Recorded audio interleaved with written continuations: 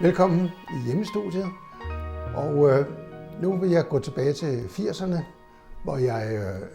havde en aftale med Medley og en kontrakt med Medley, der gjorde, at jeg lavede 3 albums for dem, plus jeg havde lavet 2 egne udgivelser. Og sagen var, at jeg havde sådan fået skudt lidt i skoene, at det musik, jeg havde lavet på mine forrige plader, at det var New Age musik. Det følte jeg ikke selv, det var. Sådan havde jeg i hvert fald ikke bestræbt mig på, at det skulle lyde. Samtidig havde jeg også fået en god kontakt til Phoenix Musik, som var det førende herhjemme og faktisk i hele Nordeuropa til at udgive New Age musik. Og i Phoenix' regi, så udgav jeg så en række plader for dem,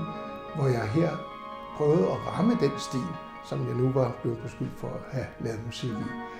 Det gjorde jeg ved, at jeg lavede nogle meget lange forløb på nogle plader, som jeg kaldte Symfonice nummer 1, 2, 3 og 4. Og det var tale om, at der på hver CD var musikforløb på 20-25 minutter sammenhængende, som gjorde, at man fra A til Z kunne sidde og lytte på lange musikforløb og føle det her mere New Age-prægede musik skulle have en god, beroligende, afslappende virkning på en.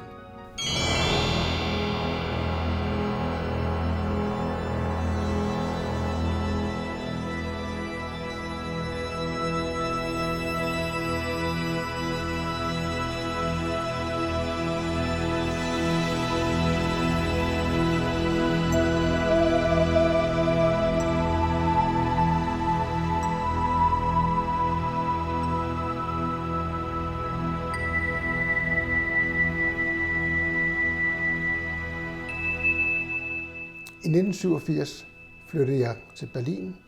og dernede fik jeg lavet de 2 første indspilninger af den her Symfonice-serie, som var i alt på 4 CD'er. Og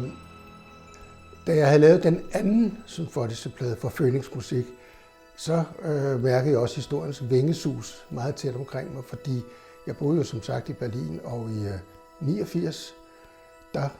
faldt Berlinmuren, og det var faktisk sådan, at jeg sad på Kejserdammen, som ligger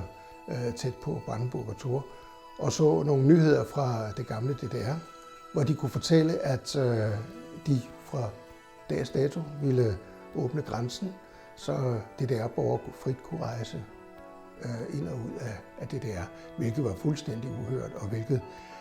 kom som en bombe faktisk, fordi samme aften det blev nævnt, kunne man se og fornemme, at folk stemte sammen nede ved Berlinmuren, og jeg var selv dernede og være med der i starten til at opleve faktisk, at den første trabant kørte fra DDR og så ind i Vesttyskland, men folk stod og klappede, og der kom jo en fuldstændig euforisk stemning ved Berlinmuren, som jo er for evigt, og alle har mere eller mindre klart billede af, hvad der foregik.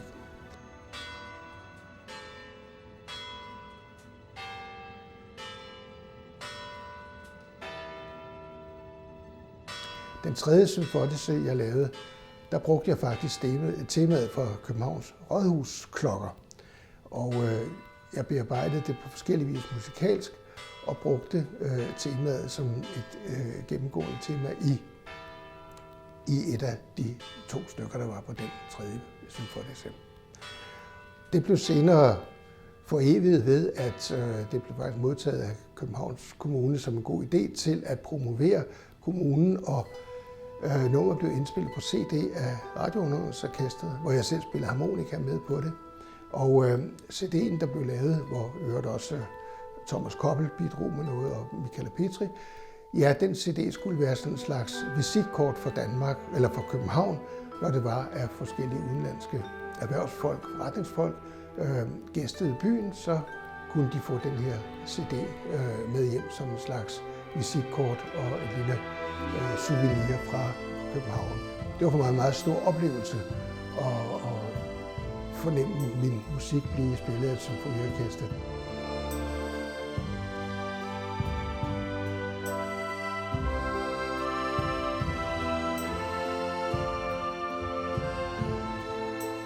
Jeg var også heldig at Phoenix Musik, jo, som var, som jeg nævnte tidligere, Nordeuropas største pladeselskab, musikforlag, som beskæftigede sig med hovedsageligt New Age musik. Og de kom jo altså meget rundt i verden, blandt andet til Japan, og det var jo bestemt ikke uinteressant, for jeg fik faktisk udgivet mine Symfonice-serie som 2 dobbelt-CD'er i Japan med nye omslag og så videre. Og min kone og jeg var faktisk også en tur til Japan, fordi der var sådan en lille gruppe af musiklyttere, som kunne lide det, jeg lavede, så jeg sådan blev delvist inviteret over til et pladeselskab, der hedder Prem Music, hvor vi lavede sådan en lille reception, og hvor en af personerne, som blev vores gode ven senere, Yutaka, var med til at vise os rundt i Yokohama, Tokyo, og så vi fik en fantastisk uge derovre. Og han har så været på genbesøg her, men det var utroligt at opleve, at det musik, jeg har siddet og lavet, kunne sige nogen noget, som bor over på den anden side af jorden. Fordi det er hele tiden det, jeg prøver at ramme, et eller andet universelt udtryk i musikken, som ikke man behøver at have en bestemt alder, en bestemt kulturbaggrund, et eller andet universelt, der gør, at man kan forstå musikken, uanset hvor og hvornår man er til stede i sted. Og det synes jeg var et tegn på, at man i Japan kunne sidde og lytte til min musik, og ham vi kender der, han har lyttet til den meget, meget stor udbytte og er meget, meget begejstret for det her musik. Og se, det synes jeg er en lille cadeau, en lille bevis på, at man har ramt noget, som forstås meget bredt. Og det er jo det, at musik er jo som et sprog uden ord, hvor man kan sige, at man kan ramme et udtryk, som kan sige nogen noget, selvom man ikke ellers kan kommunikere sammen. Det er jo altiders måde at formidle ting på, musik. Og det er måske det, der kunne være en stor, positiv ting med, at vi på trods af vores forskelligheder, på trods af vores forskellige kulturer, kan med musikken finde et sprog, hvor vi kan være samlet om noget. Og det er måske mere vigtigt end nogensinde, at man finder noget at være sammen om, at man inkluderer hinanden og ikke ekskluderer hinanden. Altså at man på en måde